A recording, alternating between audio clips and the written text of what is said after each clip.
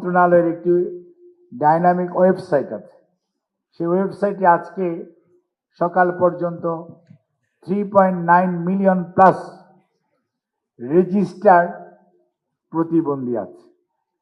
কেউ হয়তো neuro developmental ডিসঅর্ডারে আছে, কেউ হয়তো দৃষ্টি প্রতিবন্ধী আছে, কেউ হয়তো শারীরিক প্রতিবন্ধী আছে, কেউ বাক প্রতিবন্ধী আছে, ডিফারেন্ট টাইপের।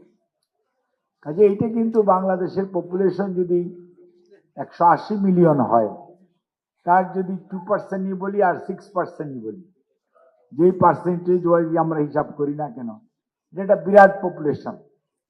এই পপুলেশনকে যদি আমরা তাদের স্কিল বা তাদেরকে যদি আমরা শিক্ষা সঠিকভাবে গড়ে ওঠা এগুলো না দিতে পারি, তাহলে বিরাট পপুলেশন কিন্তু এটা ডিপেন্ডেন্ট হবে। তাহলে আমরা যারা আল্লাহ রাব্বুল আলামিনের অশেষ কৃপায় কোনো ধরনের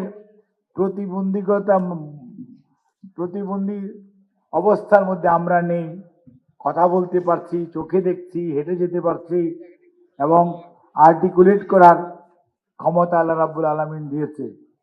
কাজে আমরা মনে করি আমরা খুবই প্রিভিলেজড আল্লাহর অশেষ মেহেরবানিতে। কাজে আমাদের তো দায়িত্ব রয়েছে যে 180 মিলিয়নের মধ্যে যে সংখ্যক মানুষই হোক না কেন, একজন হোক আর 45 লক্ষ হোক, আমাদের তাদের প্রতি দায়বদ্ধতা আছে।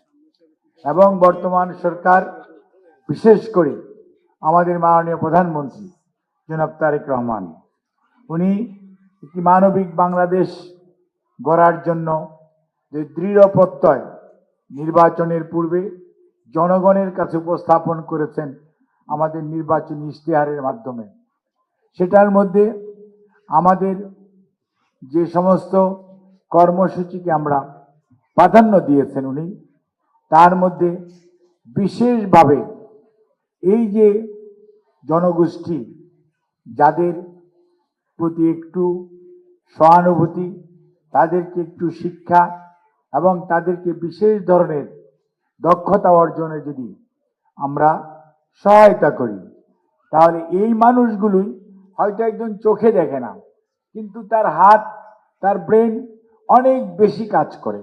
আবার একজনের দেখা গেল যে সে কানে কম শুনে, কিন্তু সে আর্টিকুলেট করতে পারে, নিজের মধ্যে অ্যাসিমিলেট করতে পারে। সে কিন্তু এআই আর্টিফিশিয়াল ইন্টেলিজেন্সে অনেক ভালো রোল প্লে করতে পারবে। একজন